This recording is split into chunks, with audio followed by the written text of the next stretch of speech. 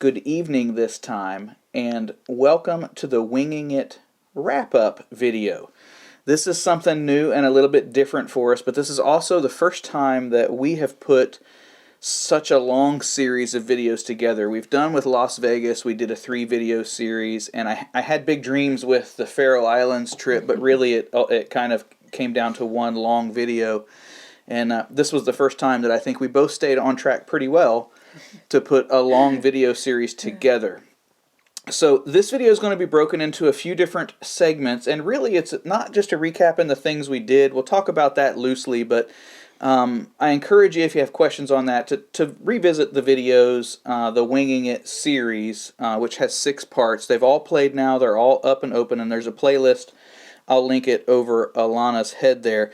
What I wanted to do here is, in those videos, I had several people reach out to me either with email or text or something, direct message in Instagram, through some means that wasn't in a public forum, with a lot of different questions or wanted more details on things. So we thought we'd have some fun with this video and come back and talk a little bit about the trip, some of our planning, some of the successes, some of the failures, and hopefully help you put a trip like that together. Yeah.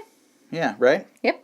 So this first part, and before I get going too far, if there's a part that's just no interest to you, I'm going to try to use the YouTube chapters, where down in the description you should see some different timelines along with some chapter headings, because I think we're in for at least 4 kind of sections to this video, at least loosely, when we think in our mind. So with that said, I'm going to go ahead and get started on the first section, which is really just the stats.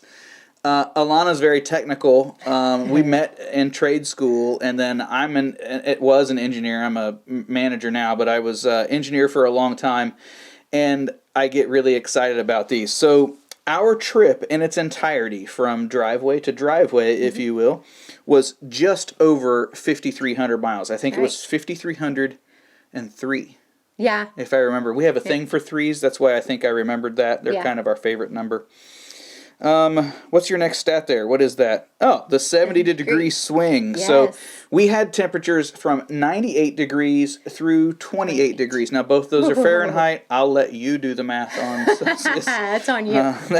That's on you, because the only Celsius temperature, I've mentioned it before, that makes any sense. 0? 0. That's maybe boiling. 100? Yeah. Okay. That's a fair one. Those 2 work. The rest doesn't. No, so much. Yeah, what's the other there? 19 fill-ups. 19 fill. Yeah, so 19 visits at a gas station. Yep. Now, keep in mind, we didn't fill Wilma the truck up at every gas stop. Sometimes, especially when you're out west or when we're planning a long run on some forestry roads. You take the gas when you can find it. Exactly. So quite a few of those, probably 14 or so, were near empty to full, but sometimes we just got gas a little bit. Tank, halfway. So I'll let you do the math. She's got a 27-gallon gas tank. Yeah. But I can tell you that overall she averaged, and there'll be more detail in an upcoming section, but she averaged a little over 17, about 17.5 miles per gallon. So we were pretty happy with that. What you got there? We went through 13 states. 13 states. I'll actually put up, probably right down, I'll try to put it where it doesn't block either one of our faces, but I've got a map from Google does location sharing, and it kind of plotted us along the month, through our trip through the month, but this was really the only thing we did. So it's got a bunch of pins that shows our route really well, but essentially we kind of did a southern across the west. So we kind of dipped down towards Texas. I should do this the other way for you because that's the way you see it. So we kind of went down down from Ohio. We dipped down through Kentucky, just clipped on Tennessee, went across Arkansas, skipped across Oklahoma into Texas. Then we headed sharper south down to New Mexico. Got pretty stinking close to Mexico. About an hour. Yeah, before we started making our way a little bit west, and then we started coming back up. Went all the way through, or kind of skipped over a little bit towards Arizona, kind of clipped that corner off again. Arizona, Utah, then went a little bit west along 70 into Colorado. We did a little song and dance in Colorado. Saw the same part of the canyon 3 times. Yeah, but it was pretty cool. Yeah, we were trying to keep away from some of the forest fire smoke. Yes.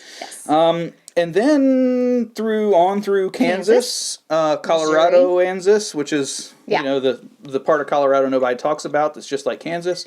Then Kansas, And then we kind of Missouri, and we kind of hightailed it home from there. So anyway. Yep. Let's see, next one. 9 different campsites, 4 hotel stays.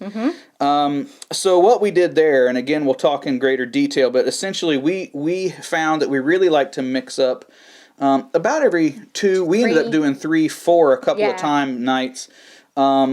Where we camp in the truck or off the truck, kind of off grid as much as we can, and then we like to hit the hotel. Frankly, it's nice knowing that at least after 3 nights or so of camping, you're going to have a dry, clean bed, a hot shower that never runs out of hot water, where you can just kind of stand there and get a really nice reset. So we said the 4 hotel stays. Too many to count and keep track of. National forests, national parks, and state parks. That we went through, stayed in, visited. Yeah, I don't know how many. No. But that was sort of the dot matrix. That's kind of was our targets when we were doing that. We were gone 2 weeks, almost exactly. And we had 1 major grocery stop. So in the middle. And yeah, basically in the middle, almost a little on the back end of it. Oops, excuse me. So yeah, that went really pretty well. So that's the stats, and that's probably enough said about that. I think so. Let's move on to the next bit.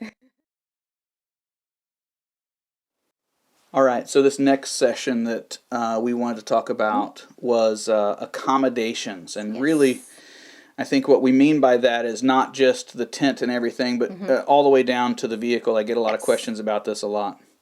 Wilma, our 2019 Dodge Ram Rebel, is not our first overlanding type setup. Now, if you're not familiar with the term overlanding, think about going off-grid camping on your vehicle. So it's this little hybrid mix of off-roading and camping. Basically, it's just whatever you can pack into your vehicle. And I say off-roading, but usually it's pretty mild, especially when you're across the country. Some people do it in dirt roads, gravel roads. I've seen people do it with the Subaru, like Outback Crosstrek kind of vehicles. Honda Passport, I think. We saw. It doesn't take a fancy vehicle. No. We've had everything from a very well-built Jeep Wrangler, Rubicon on 37s that we did a lot of much harder off-roading with. We built a 2016 Jeep Cherokee Trailhawk, not the Grand Cherokee, the smaller one. And with that vehicle, I built a trailer to tow behind. And it was about 2,000 pounds, but it was essentially everything that's on the bed of our current truck was on the trailer. And our thought there was that SUV would do much better with the fuel economy. And in the end, for us, it never really panned out that way. And in fact, where I mentioned that we had 17.5 miles to the gallon with Wilma, our truck, while she's the biggest, has the largest engine, the most horsepower, it's the most fuel-efficient vehicle for something like this that we've ever done. I am absolutely ecstatic to have averaged 17.5 miles to the gallon. At altitude, at times, going 80, 85 miles an hour on the interstate, we were seeing 18.5 miles to the gallon. The worst we had was with a headwind and heading up into the mountains. We had one tank that was down at 15.2. That being said, that 15.2 was all our Jeep Wrangler ever got. On a good day. And this may shock you, so our much smaller V6 Trailhawk Cherokee with the 2,000-pound trailer, because of the wind drag, we got 9. It just kept downshifting and really struggled with the wind drag. So we were really ecstatic with the truck. Now, as far as its current configuration or the way it's set up, we've got it's a CVT. It's marketed by CVT, but it's really a Bush Series Black Series Max rooftop tent. That's about a queen-size bed, right? It is a queen-size bed. It's a queen-size bed up It's a little longer and a little skinnier, so queen-size mattresses stick. Yeah, so yeah, we've got some bedding up there. It worked absolutely phenomenally, with one exception, and I think this is pretty common to many rooftop tent users, but it's new to us. Of the other rooftop tents that we had, we didn't experience this, and that's condensation inside the tent. Now, I don't mean on the fabric. No, not on the fabric at all. Yeah, it's really thick, kind of double-walled. It did really well there. But on where it got cold, if it gets less than 40, and in the 30s, because we've gone on another trip with the same problem, It's actually the condensate. It's the breath. It's warm enough. Yes. We get warm enough and toasty that with every exhale, you know, like when you're out in the winter and you see your breath, we're doing that in the tent, and it fills up to where we're having to let it dry out. So we still need to figure out something with that. We have some ideas. Yeah, we have some ideas, and I'll follow up with that if we get it sorted. Yep. But that's really the only problem we had with the tent.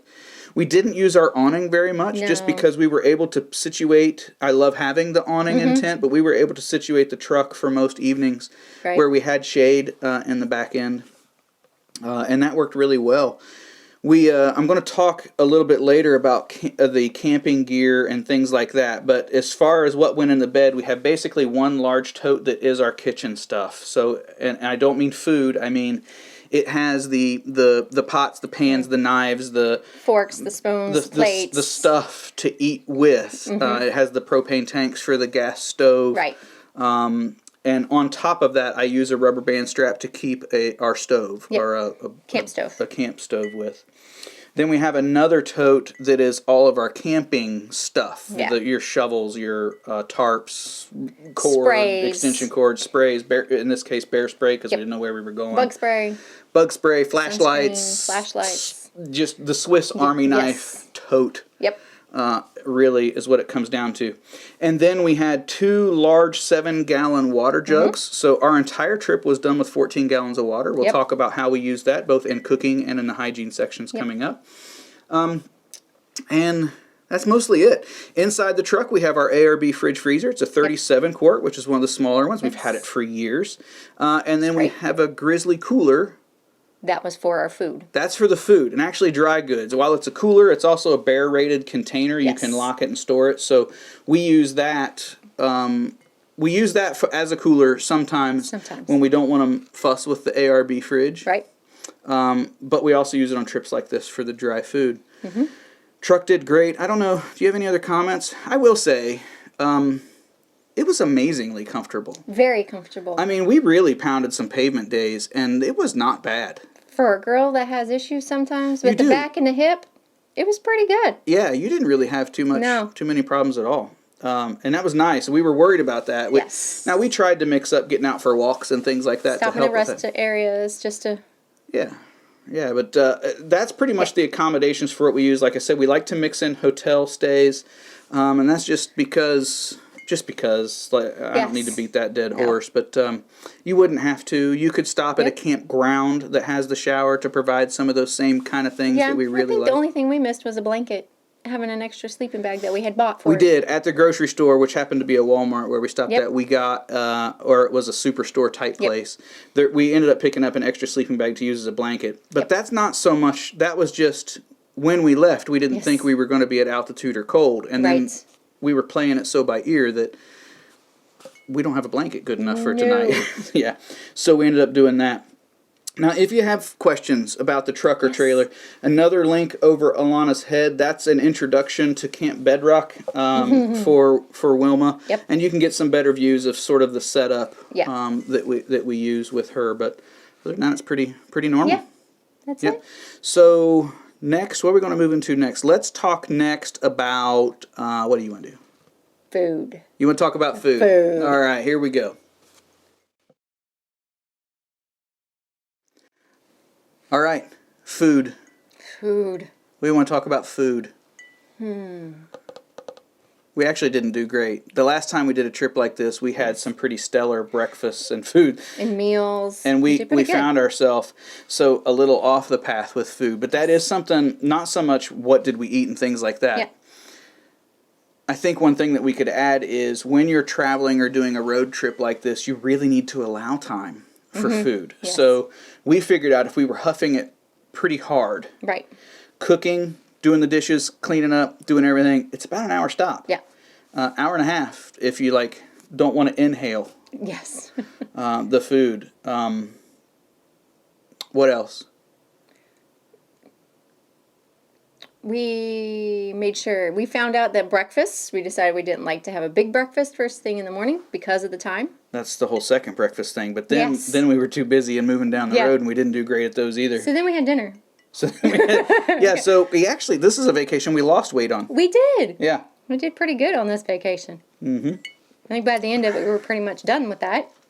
Yeah, so I would say not so much exactly what we did with that. Maybe that was a bit of a failure. I mean, we stayed healthy and everything, but little tricks, like I always break my I put scrambled eggs into like a coffee creamer thing, and I just mark how many eggs that are in it. That worked really well, so I put those in there, and then we had them scrambled up, as long as you're okay with scrambled eggs. Yep. That's a really easy storage way to put them down in the fridge where they don't take up much space. Correct. We've done this several times. They last just fine for 2 weeks, especially if you keep them cold. Plan out meals so that you're only using half of the sausage one night. That works for us because it's only the two of us. Yeah. But there's little tricks like that I think... Yep. Yeah, you can't probably plan too much for food. I think this whole trip we didn't know what the heck we were doing, and we found ourselves not eating the food the way we planned. We had rices with different meats and things. Just we just really got so busy. Yeah, just to manage, I think, the trips that we were on. So, so what I would say is put as much planning into it as you can, but try to plan meals that you can kick the can, you can kick them down for another time. Or that they're Swiss Army knife meals. Yes, this can go with that or this kind of things. Yep. As far as food storage, I've already mentioned that we have our ARB fridge that we keep everything cool in. It's nice. Yes. We never have to worry about no ice, no dripping. Ice. Yeah, there's no dripping when it comes out of a cooler. The only thing, the way I keep that running is, especially on a road trip, we've never had any problems with it running a full day and night and day, even in really hot temperatures, just off of the truck battery. So I have a cord that runs directly to the battery, and that's because when it goes to start, it's a high current draw, so you can't very easily use the cigarette lighter plugs, at least with that one. I don't know about the Dometics and all the others that have hit or even the newer models. Yeah, maybe they're better for that. I don't know. It doesn't draw much current. No. It's just getting the thing going. Yes. The Grizzly cooler has worked great for dry food storage. Yes. Nice sealed. Close it. Yeah, no scents. It's good. Yeah. It works pretty well that way. Yeah, I don't know if there's a lot else to add about food. Where were you thinking with that? I don't know. Water. Plan on you having a lot of water. Well, we've really rambled on with nothing. Then we should probably quit waffling. Did. Yeah. All right. Next section.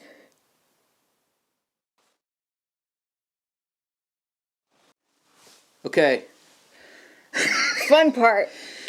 This is one we deliberated on exactly how we were going to deliver this message a couple of times. Yeah. We're going to talk about hygiene. Yes. But not just hygiene. No. How do you handle your business? The business. You know what I'm talking about. Yeah. What do you do? So this is actually, we didn't really want to do this. No. We kind of wanted to avoid it. But it's the number one question we get. It is. How do you go to the bathroom? Well, it's the number one question. I go to the bathroom. How do you specifically go to the bathroom? How do I handle my business? Tell them, honey, about your sheeness. My sheeness, as my husband has lovely said. Yeah. They have.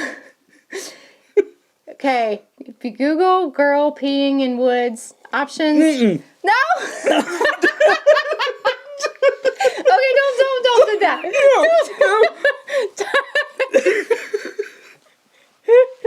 No. Okay. Let's be specific with the brand.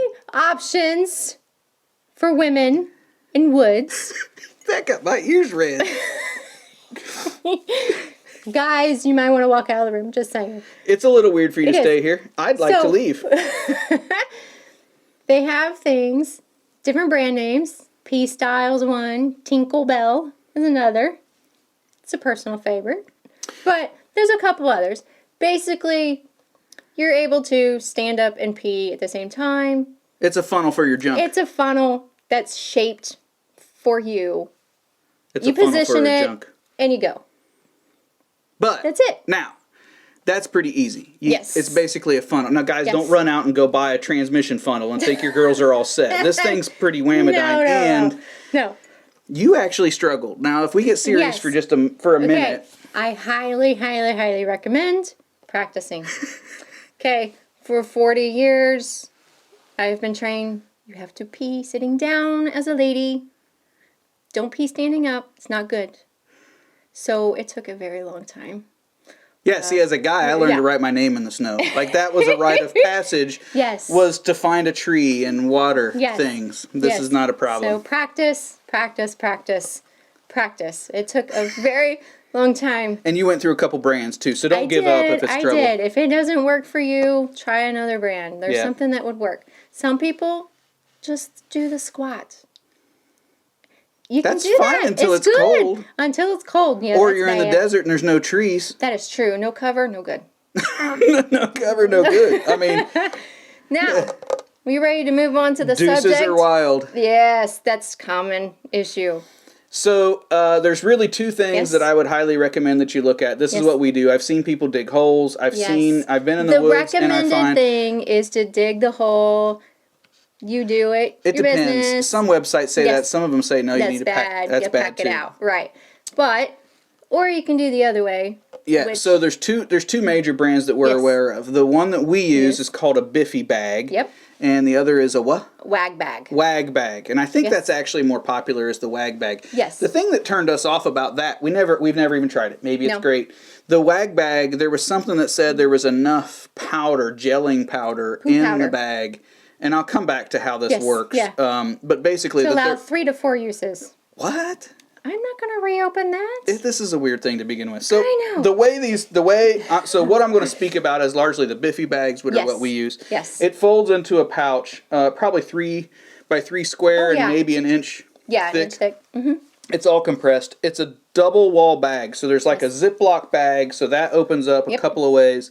It's like a really thick Mylar type. It's like a foily type, but it's really thick. Like it's a serious puncture resistant bag. And then inside of that is essentially a green hazmat-y type plastic bag with some weird flying things on the top. And those are intended for you to basically go sumo style, and you sit down and you tie it around you and you do the squat. Yes. You go into the bag. Yep. And then it comes with enough TP and a giant wet nap, which I have found it to be large enough that you can kind of use half of it to clean the nethers and half of it to get your hands clean. Yes. Just because, even though, like, drop it all down into the bag. We won't go into details. It all goes in the bag, zips up. Inside the bag, there's a gelling agent and a deodorizing agent to neutralize any odors that are in it, and then it gels it so that it's safe, and frankly, it can then be disposed of in regular trash. And regular trash or anything. If you really want to turn this in, excuse me, I'm still thinking about the sheeness. That's weird. So, if you really want to make this Cadillac style. Yes. So, we have a 5-gallon bucket with a toilet seat on it. It's like, what was it? What was it at Walmart? The toilet seat? $10, $15 the most? It is so worth it. Black plastic? I gotta be honest. You could chintz out and go with the pool noodle.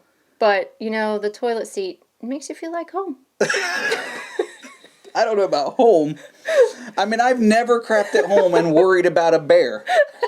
I've never thought, I wonder if there's a bear that heard that. Did it think that was a mating call? So anyway, I know that's a little TMI, but seriously, that's the number one question we get when you're out in the boonies when you're doing that. Really seriously, though, on a serious note, look into it. They work so well that we even carry them on the hiking trail for emergencies. There's nothing worse. On a video a little while ago, I made some complaints about seeing white flowers on the trail. That's a common name for us, but a lot of people didn't know what that is. So essentially, it's when you see toilet paper. It's where a lady has used the restroom. She's carrying toilet paper. She leaves it behind. Most toilet paper is biodegradable, but it takes years and years and years to actually go away. And when you're out in nature and you're looking, the last thing I want to see is a bunch of TP everywhere. Yes. So these things are really pretty easy to use. They work well. You can put them in your bag. It's super sealed. It's covert. You can throw it away. No one knows. Correct. For us, we use the bucket whenever we can. We drop them down into the bucket. Then when we hit a gas station or we hit a place, then we dispose of them there. Correct. So that's enough of that piece of hygiene. Yes. The other thing, showering and everything on the trail. I am a guy that I have to wash my hair, especially in humid climates, really every night. I get itchy head. I get crawly. I just don't like it. You have really curly hair. You can go a little bit longer with that, and I can go longer in the drier climates as well. So we deploy a hybrid here. So our jug tips over. It's got a little spout on it. You can use biodegradable soap. Yep. So that 14 gallons we use for doing the dishes, washing up, cooking, and everything. You'd be surprised how very little that you need. Right. So what we do to eliminate some of that is we basically use one of the pots and pans after we've kind of wiped it out to heat water up, and we use a small Tupperware tote as a sink, and that allows us to really use about an inch and a half of water to do a really good job, and the valve on it can just put it down to a real small trickle. I keep short enough hair that I use less than very little water really to wash my hair. Like I say, you're good to go. And then we use that same bucket. We've got another one, but we use a bucket just like it for basically baths. We can do the soap thing and we can rinse off. And we use wet wipes when we're bathing in between, wipes. like bathing wipes. Similar to cycling or runners or things like that. They make a lot of wipes. So that's kind of how we keep that going in those off days. It really works quite well. But like I say, after you've camped, especially if it's hot and humid, by day 3, I'm ready. I'm ready for a water wasting shower. I'm sorry. I like my exorbitantly hot and ridiculously long showers, and so that's one of the reasons that we like to hit that. Toothbrushes and toothpaste when you're brushing your teeth, that's really pretty self-explanatory. Everybody can figure that out. The one thing I'll add is if you're in bear country, they love peppermint and spearmint. So mint, I would try to avoid. Cinnamon is a good one. Or you can get like dry tablets. You can make your own if you want to look into that, where you can do like a paste. Yeah, basically, it's like a little tablet that turns into everything you need to do that. What else? I think that's it. That's pretty good on that, ain't it? Yeah. Okay. All right. As soon as we remember what the next session is, or the next section, we'll start that.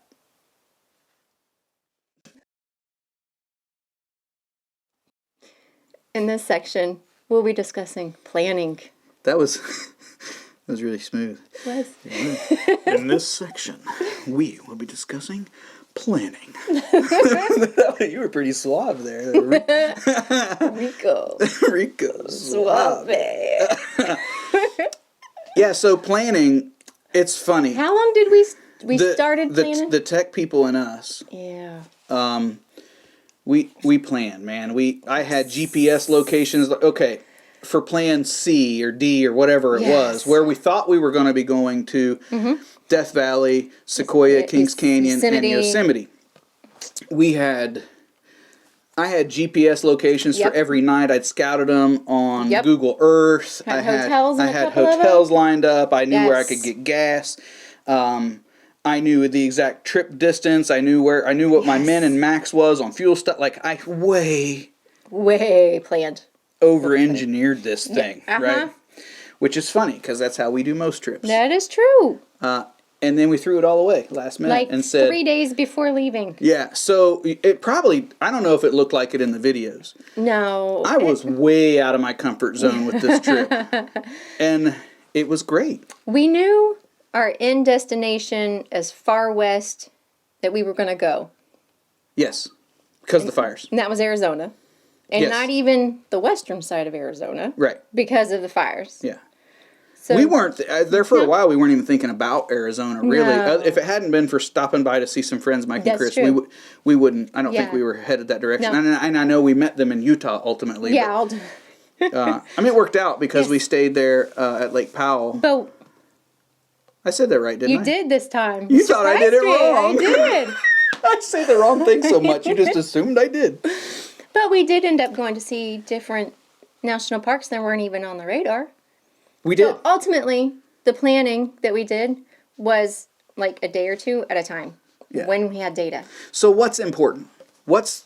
If you weren't going to plan? Because now I would say don't. Like, no, it was so much fun. You got to a little bit, but what's the important points for everyone? Be realistic about your travel time.